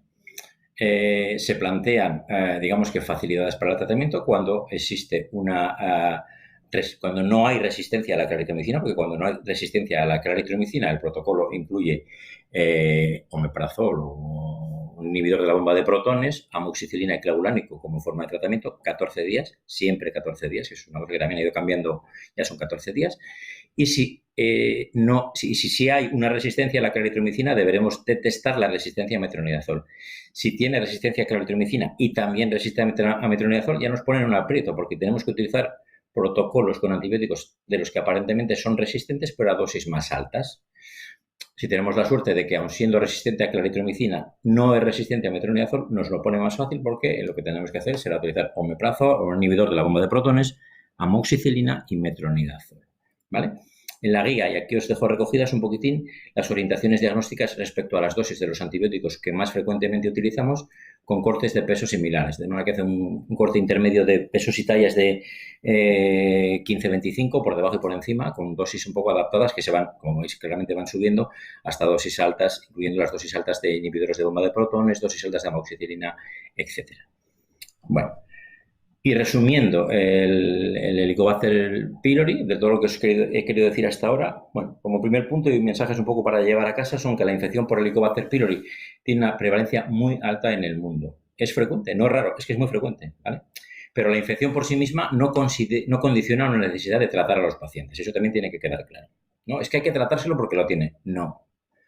Segundo, el diagnóstico final en pediatría se basa en pruebas invasivas y esto es un hecho diferencial, muy diferente a los de adultos. Claro, a veces entramos también en el conflicto con los gastroenterólogos de adultos. ¿Por qué un niño con 15 años tenemos un tipo de tratamiento y con 16 y pico? Así está, quiere decir que tú puedes aplicar guías pediátricas o guías no pediátricas. Las guías no pediátricas son, digamos que más pim pam pum, poner la medicación directamente con pruebas indirectas. No así en pediatría, pruebas invasivas en pediatría. El tercer punto es que la detección del Helicobacter pylori no debe incorporarse a la rutina de estudio inicial en los síntomas digestivos comunes, especialmente el más común que tenemos, que es el dolor abdominal de características funcionales. Y cuarto y último punto, que no se recomienda en pediatría la estrategia del test no invasivo positivo y tratamiento empírico, que es la base del tratamiento del Helicobacter pylori en adultos. Porque en adultos lo tratan y si no va bien lo mandan al digestivo de adultos y nosotros, si hay una prueba no invasiva positiva, debemos hacer una endoscopia si está indicada.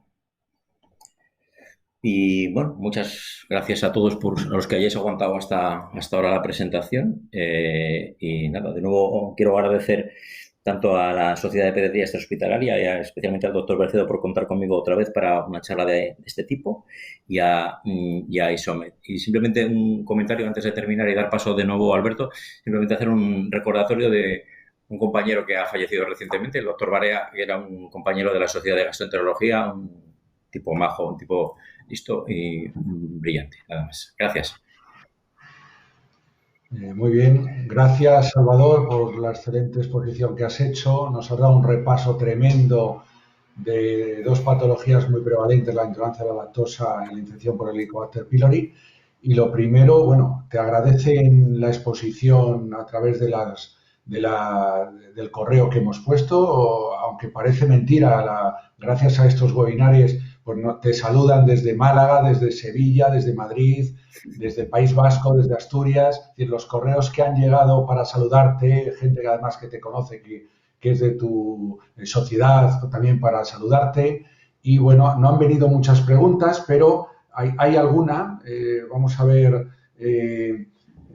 pues nos preguntan, por ejemplo, la doctora Idoia Arteagoitia, nos dice qué cantidad de otros alimentos que contienen calcio se deberían tomar diariamente si se decide no tomar productos lácteos por intolerancia a la lactosa.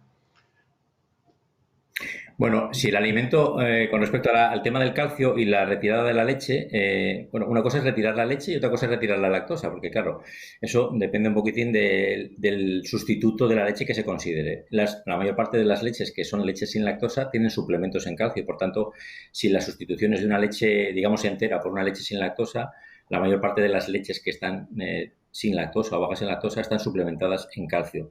Caso distinto sería que un caso de una intolerancia o de una alergia a proteínas de leche de vaca, donde sí que es verdad que la retirada por completo de la leche hará necesario hacer una suplementación en calcio y basarse mucho en una correcta encuesta dietética, es decir, ver qué alimentos está tomando el niño mayorcito, que es difícil a veces hacer encuestas dietéticas en niños mayorcitos, pero realmente o tratar de fomentar la ingesta de alimentos ricos en calcio, pero en muchos casos, y especialmente en niños pequeños, sí que habrá que suplementar. Cuando se retira completamente la leche, suplementar en calcio.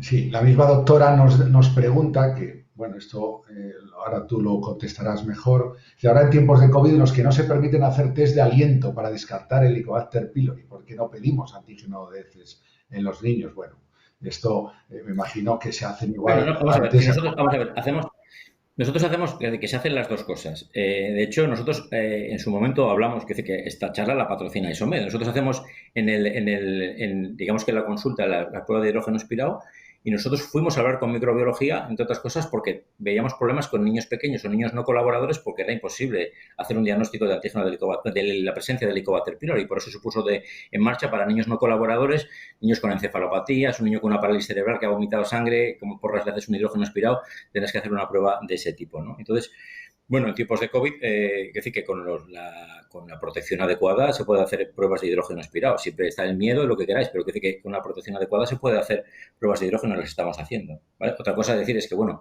para no tener que meterte en ningún fregado, haces una prueba de antígeno, de tipo antígeno de Helicobacter pylori en heces, que realmente nos puede valer, ¿no?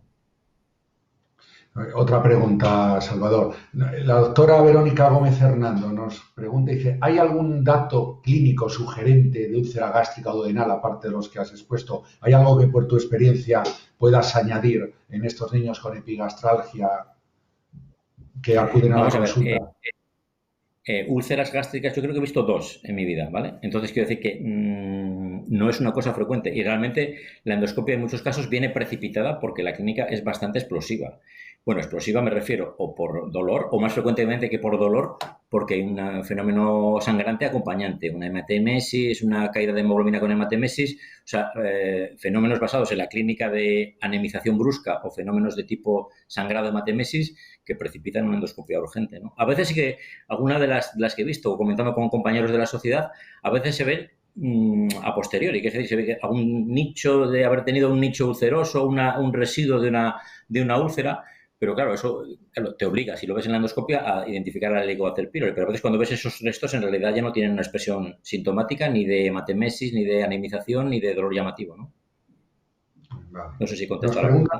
sobre las resistencias a claritromicina. En los estudios de antibiogramas que hacéis después de la biopsia, de la recogida de muestras, en nuestro hospital, ¿qué porcentaje de resistencias a claritromicina tenemos?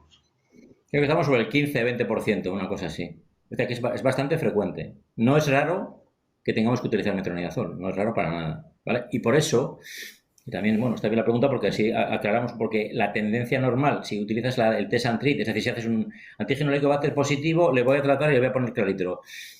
A nosotros nos enreda bastante ese tratamiento empírico, que a veces nos han llegado niños con 2 y 3 tratamientos, y eso a nosotros nos vuelve un poco locos, porque realmente ese niño sí que va a ir a endoscopia, y luego muchas veces el cultivo es, hablándolo con microbiología, es que cuesta que crezca el Helicobacter pylori, cuesta identificar esos niños, que luego es difícil de elegir un tratamiento antibiótico basado en el antibiograma. En esos niños están rebotados de múltiples antibióticos.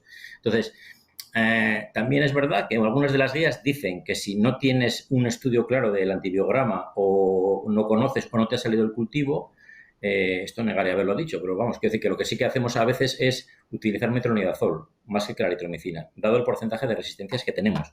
Pero eso es cuando todo falla, ya da rabia a veces que metes al niño en protocolo de hacer una endoscopia, le sometes a un ingreso, le sometes a la endoscopia, lo has hecho todo razonablemente bien y resulta que el cultivo pues aparece como muestra insuficiente, no tenemos antibiograma, o resulta que nos enteramos a posteriori que el niño había estado tomando un antibiótico, que no se han concretado las condiciones que hacían del cultivo la técnica ideal, porque ha tomado antibiótico, porque ha tomado IBPS, etcétera, ¿no? Entonces, no nos gusta realmente que vengan los niños tratados. Yo creo que un poco lo que decía en el mensaje era no pensar en el Helicobacter pylori como causa fundamental de muchos síntomas, sobre todo del dolor abdominal funcional, y luego, si te vas a poner a tratarlo, que no es para nada nuestra recomendación, tratarlo, digamos que en primaria, bueno, si todo falla y si no poner metronidazol más que claritromicina, por el porcentaje de resistencias que tenemos, bueno, que tenemos nosotros y que tienen en general. Por eso, realmente el protocolo de tratamiento en las guías habla como primera pregunta de si es o no resistente a claritromicina, porque eso es importante. Más preguntas están. A veces el correo no está el autor de la pregunta, pero ahora hay otra pregunta, la doctora Bonet de Luna, Concepción, que nos pregunta, en los niños con grandes antecedentes familiares de cáncer, de gastritis, ¿hay que hacer algo en estos niños si no tienen clínica? Si tienen clínica, ¿qué opinas al respecto? Yo distinguiría mucho lo que es gastritis de úlceras y de cáncer gástrico. Quiero decir que el concepto de gastritis en adultos también pasa a veces que hacen una endoscopia por una clínica más o menos inespecífica y hay una gastritis, más tipos de gastritis que hay, aparte del Helicobacter pylori, y el concepto de gastritis yo lo separaría. Nosotros lo que hacemos habitualmente en nuestro medio, y con la prevalencia que tenemos ahora mismo de, digamos, de cáncer gástrico y de infecciones por el Helicobacter pylori, no recomendamos un seguimiento especial a los hijos me refiero de úlcera gástrica, úlcera duodenal, cáncer gástrico, pero lo que sí que hacemos es recoger cuando nos llegan a la consulta ese antecedente porque es un factor que muchas veces precipita el estudio a la mínima. Quiero decir que no está indicado en el paritorio hacer un antígeno de Helicobacter pylori en heces a un hijo de un padre que tuvo una úlcera duodenal, pero sí que hay que hacer un seguimiento especial si de alguna manera tienen una serie de síntomas que a lo mejor en el resto de la población consideraríamos inespecíficos, pero que en esa población sí que a lo mejor consideramos el hacer una endoscopia o un tratamiento si la prueba no invasiva es positiva. La gente eso también tiene que saberlo, pero tampoco hay que precipitar las cosas a edades muy tempranas, ¿no? Porque somos más que nada porque somos incapaces de distinguir qué parte de la población va a hacer un cáncer gástrico, una úlcera duodenal o una úlcera gástrica de la que no lo va a hacer. La mayoría no lo va a hacer, pero en el desconocimiento y sin pruebas actuales genéticas de alta prevalencia de que vas a hacer una úlcera o un cáncer, ahora mismo la genética recogida por antecedentes familiares sí que precipitaría el diagnóstico y el tratamiento en esa población. Eso, por ejemplo, en países con alta prevalencia no se lo planteas ni siquiera. Quiero decir que en sitios donde la prevalencia es altísima, en América del Sur y tal, o sea, si tienes una prueba positiva, vamos, invasiva o no invasiva, los tratan directamente, porque quiero decir que es esperable que vaya a hacer una úlcera o un cáncer, no como en Europa. Hay más preguntas que algunas ya se han repetido. Te voy a hacer otra. Dice, ¿cuánto tiempo hay que esperar después para constatar que la infección por Helicobacter pylori ha sido resuelta con el tratamiento, para hacer una determinación de un test no invasivo? Normalmente nosotros hacemos la prueba no invasiva a los 2 meses, más o menos, de haber acabado el tratamiento. O sea, prueba, endoscopia, antibiograma, tratamiento, y cuando proponemos el tratamiento les citamos para la prueba de erradicación. Las erradicaciones las constatamos por pruebas no invasivas, no por endoscopia, o sea, solo hay una endoscopia. La prueba no invasiva sirve también para la test de erradicación y les damos un margen de 2 meses al acabar el tratamiento. Vale. Y sigue habiendo, la verdad es que las preguntas siguen siendo Helicobacter. Vamos a ver, dice... bueno, es una pregunta del doctor Rodríguez Guerrero. ¿Incluye el test de hidrógeno expirado como prueba invasiva? Nos preguntan. No, el test de hidrógeno, las pruebas invasivas son las que incluyen endoscopia. Te siguen agradeciendo, Salva, vuelven a agradecerte el País Vasco. Tenemos varios oyentes que se han conectado desde el País Vasco. y bueno, no están habiendo así muchas más preguntas. Si te parece, ¿quieres comentar algo así que quede como mensaje para llevarnos a casa? Ha habido muchas preguntas de Helicobacter, pocas de intolerancia. No sé si hay algo así que quieres recalcar sobre la intolerancia. No sé si hay Bueno, algo. un poco, yo creo que un poco lo que he comentado un poquitín en la charla, ¿no? Yo creo que estamos muy mediatizados los profesionales sanitarios sobre aspectos que la población general da por hecho. Si hay encuestas en adultos donde si haces la pregunta de qué alimento te quitaría si tienes cualquier tipo de síntoma, sería la leche y tal.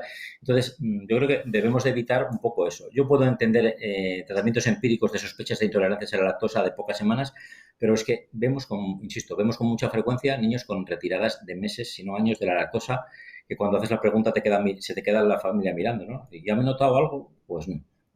Yo evitaría ese, pues no. O sea, el pues no me refiero a no tener a la gente sin lactosa un tiempo largo si los síntomas permanecen, porque está claro lo que hay, ¿no?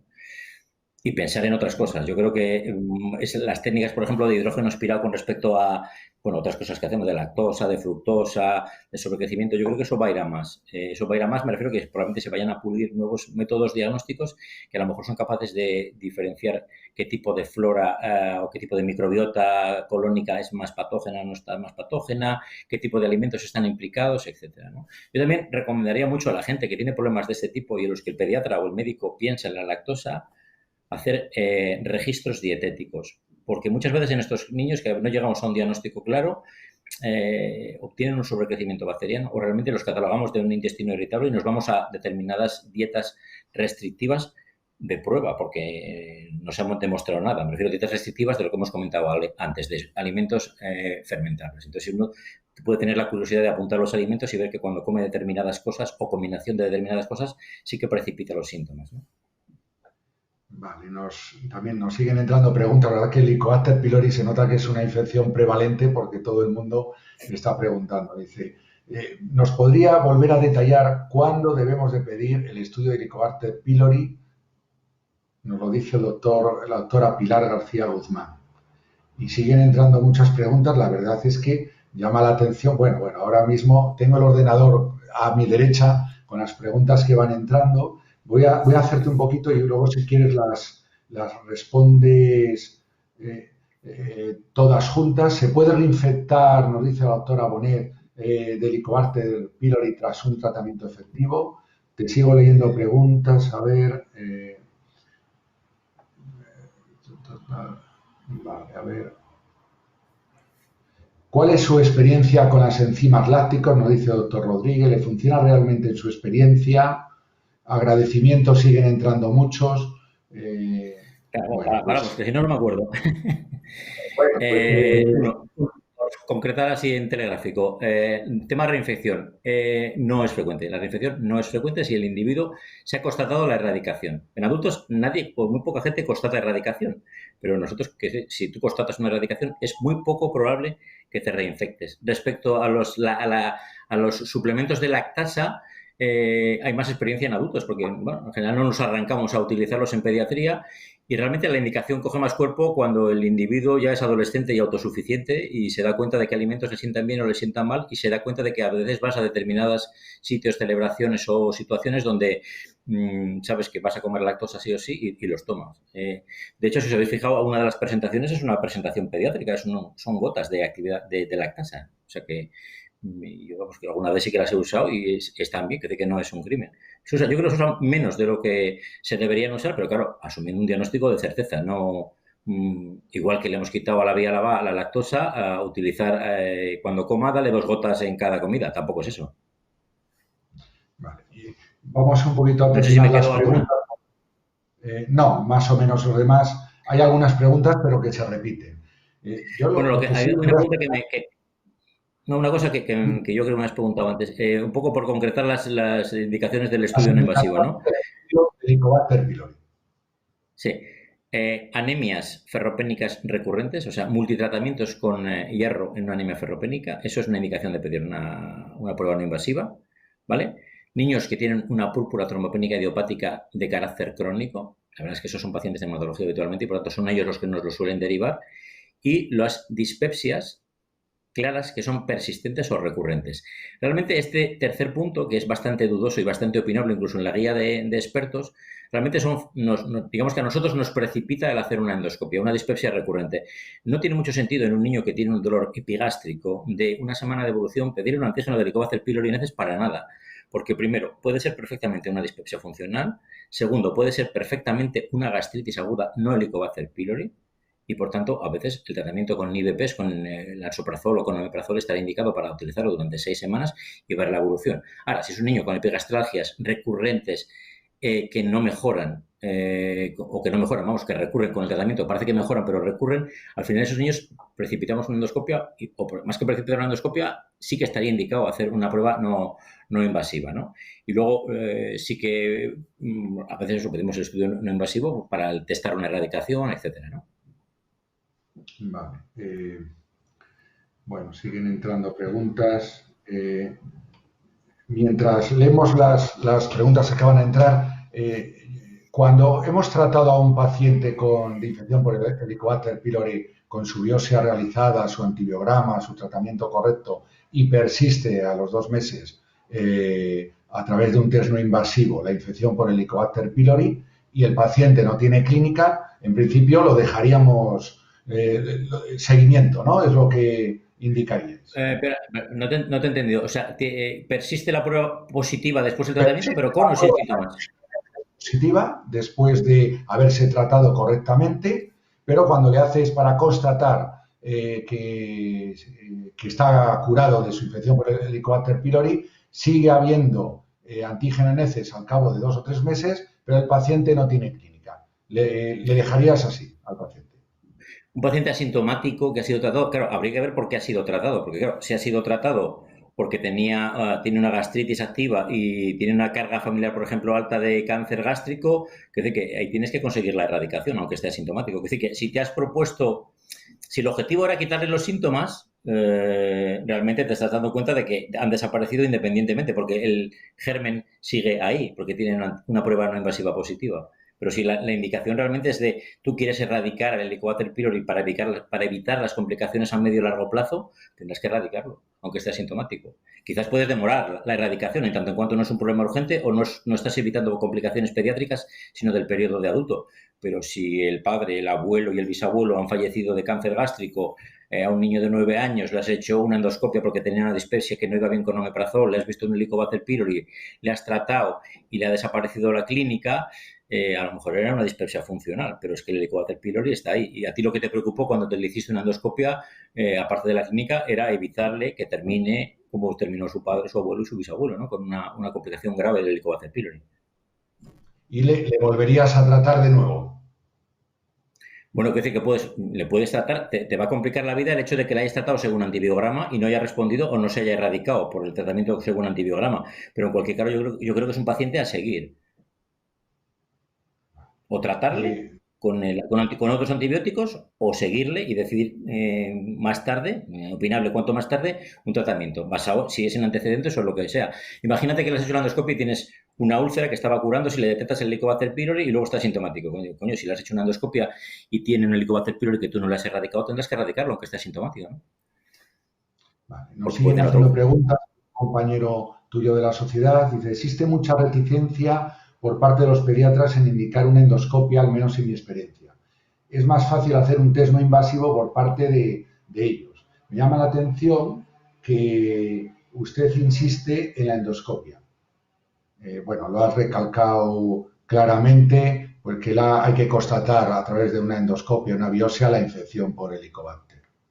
Hay que constatar un test positivo, hay que constatar un test no invasivo positivo. Sí, bueno, se refiere al miedo que hay, probablemente igual desde primaria, indicar una endoscopia a un paciente con clínica de epigastralgia o de vómitos recurrentes, es decir, que a veces hay más tendencia a tratar, como hacen, como has dicho muy claramente, igual que los pacientes adultos. Otra pregunta, a ver. ¿Es frecuente el sobrecrecimiento bacteriano en niños? ¿Cómo distinguir la intolerancia a la lactosa de un sobrecrecimiento bacteriano? Bueno, es más frecuente de lo que nos creemos y además, en mi experiencia, está yendo a más, ¿vale? Yo creo que está yendo a más el sobrecrecimiento bacteriano, yo creo que está yendo a más el intestino irritable en los niños.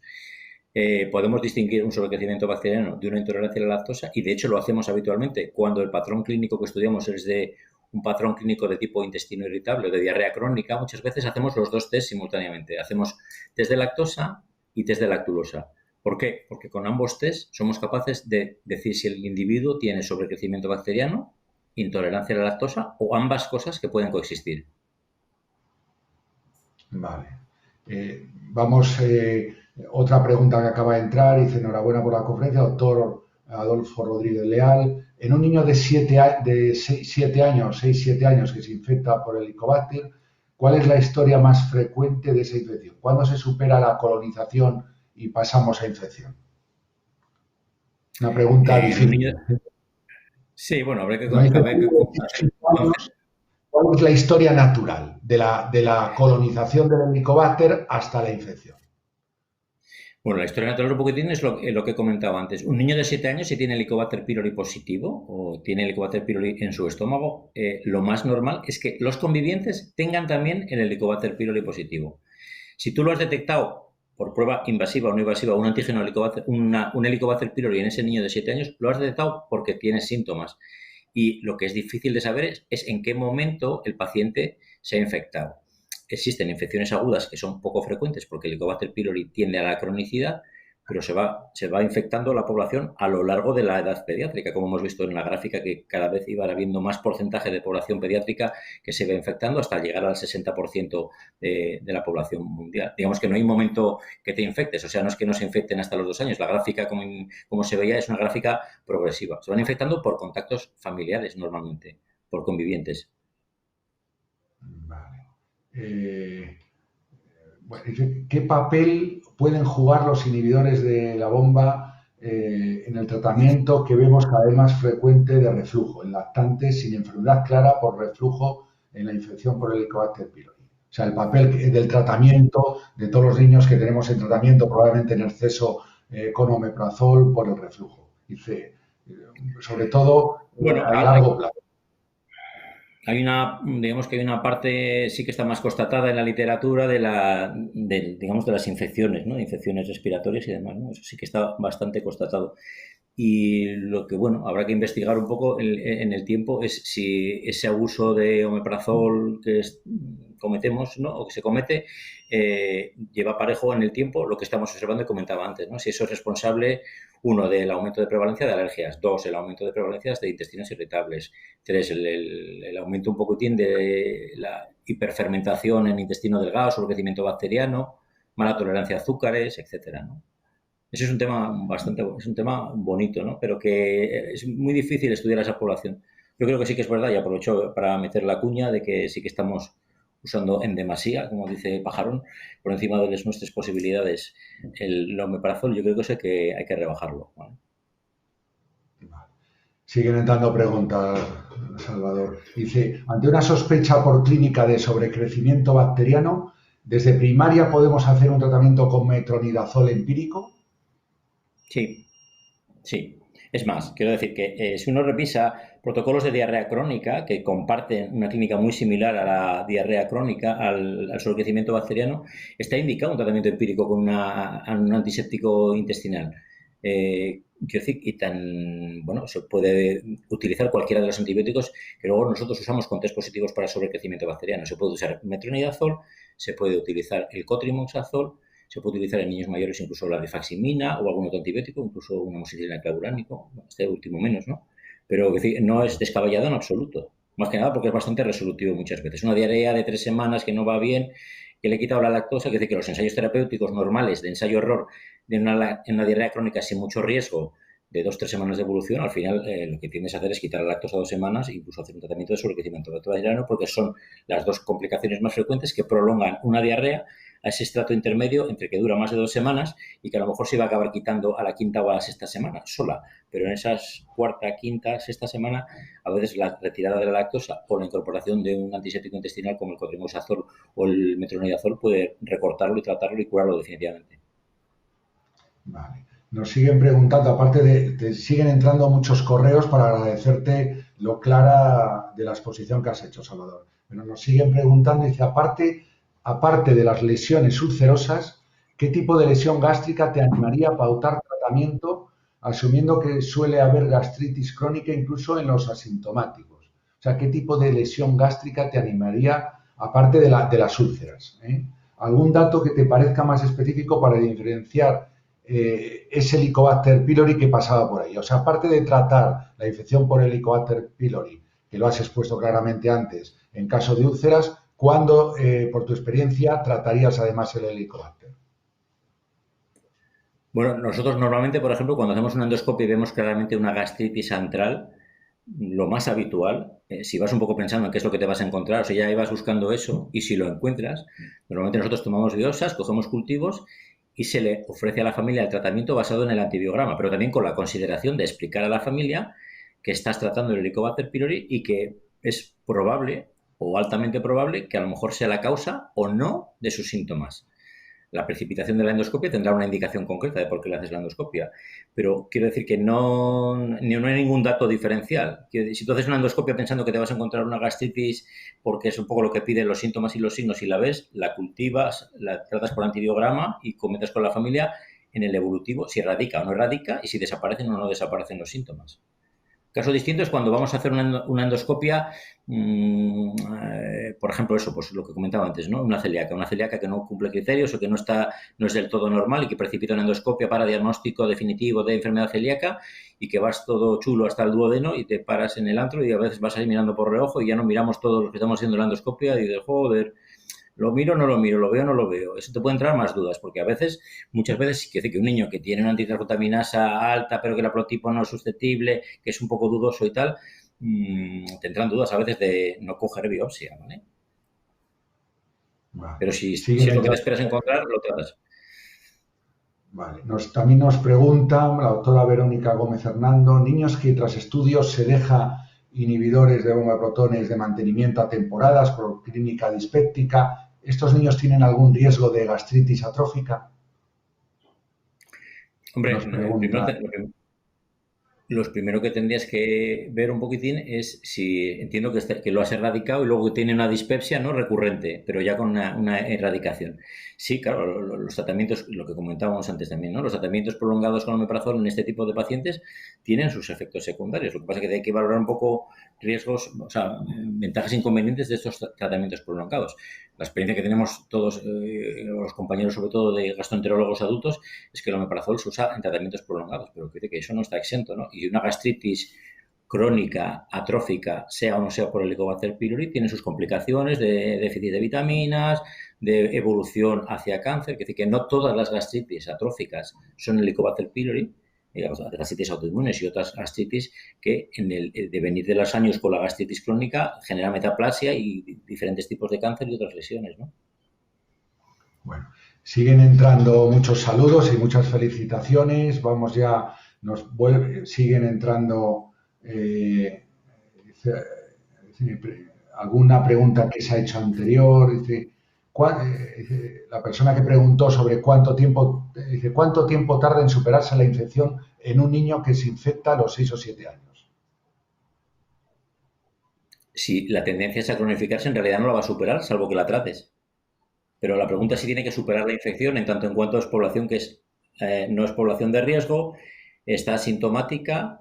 Es que la necesidad de erradicar el Helicobacter pylori depende de que, uno, esté implicado en los síntomas, que no siempre ocurre así, o dos, de que tenga una indicación real de erradicación por el tipo de endoscopia.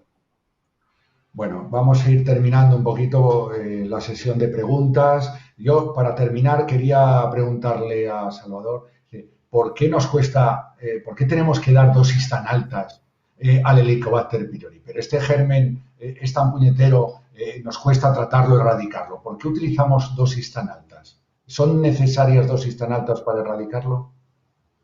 No, lo que pasa es que la utilización de las dosis habituales de omeprazol de unos años han subido, pero no solo para tratar el Helicobacter pylori o las gastritis, han subido en otras enfermedades endoscópicas. Estaba pensando ahora en las esofagitis eosinofílicas. Quiero decir que realmente lo que comentábamos antes, yo creo que está sobreutilizándose el omeprazol, pero es que las patologías que es de cajón que hay que utilizar el omeprazol, probablemente la dosis real es una dosis más alta. Y tanto los protocolos de tratamiento de esofagitis eosinofílicas, si miras históricamente cómo han ido cambiando los protocolos de tratamiento de las esofagitis eosinofílicas, el omeprazol, los IVPs en general se dan a dosis altas y doble dosis, y a veces doble dosis, ¿no? El concepto de doble dosis, pero eso en la esofagitis eosinofílica y también las dosis que utilizamos a veces en el tratamiento del Helicobacter pylori. Bueno, yo creo que son bastante más exageradas en el tratamiento de altas, bastante más exageradas en esofagitis eosinofílica que en concreto que en el Helicobacter pylori. Y ya para terminar y agradeciendo un poquito a Isomed el patrocinio de esta jornada y a su delegada Maite Villegas, la verdad es que los test diagnósticos que hay están casi ya a disposición en la farmacia de las familias y de los pacientes. ¿Llegará en el futuro a que estos test se dispensen por el propio paciente después de conectar al doctor Google y se podrá hacer estos test los pacientes en sus casas? ¿Qué opinas sobre esto? Yo creo que la pregunta es ¿qué ventaja tiene que alguien se haga un test en su casa del Helicobacter pylori? Porque lo único que va a hacer, quiero decir que la dispensación sin personal sanitario por en medio de este tipo de diagnósticos no es como una glucemia en una farmacia, que tú te haces y tienes 500 y ya sabes lo que te toca. Es que detectar el Helicobacter pylori, viendo la prevalencia que hay, no va a hacer más que presionar al personal sanitario de primaria y de rebote probablemente a nosotros a la hora de tener que tomar actitudes diagnósticas invasivas y a la hora de hacer tratamientos que a lo mejor no proceden. Quiero decir que un niño tiene una diarrea, después de la diarrea aguda tiene una época de dolor abdominal crónico recurrente de 3 semanas, es que claro, si dejas a la población general un test de ese tipo, en este tipo de patología, otra cosa distinta son de otras enfermedades, ¿eh? Quiero decir que tú te das en tu casa un test de IgA antitransglutaminas y te sale positivo, pues a lo mejor tienes o aquello, pero bueno, yo creo que hay casos más claros en los que los test domésticos tienen más interés, ¿no? Bueno, yo lo filtraría. Bueno, muchas gracias, Salvador. Muchas gracias a todos los que os habéis conectado en el día de hoy. La verdad que esta es la primera webinar que realiza la Sociedad de Pediatría de Hospital de Atención Primaria. Seguiremos mientras dure esta pandemia haciendo ese tipo de jornadas online a través de empresas como Isomed. Gracias, Salvador, por estar aquí hoy formando a todos los pediatras de España, porque la asistencia ha sido masiva. Damos ya por finalizada la jornada. Lo único, una cosa, Alberto, una cosa, lo único, quiero decir que si han quedado preguntas por ahí, si quieres me las rebotas y ya las contesto por correo. También acaba de entrar otra, pero es que siguen entrando por si quieres responder. En el déficit de lactasa congénito está implicado el haplotipo CC del gen LTP, pues No, eso es una cosa, no, es una cosa completamente distinta. Es un sitio genéticamente distinto. Pero vamos, que a lactasias congénitas te cuesta encontrarlas en la literatura, ¿eh? Pero vamos, las que queden por ahí, si no me las rebotas, y ya las contesto. Perfecto. Muchas gracias a todos. Enhorabuena, Salvador. Gracias por todo. Gracias a vosotros.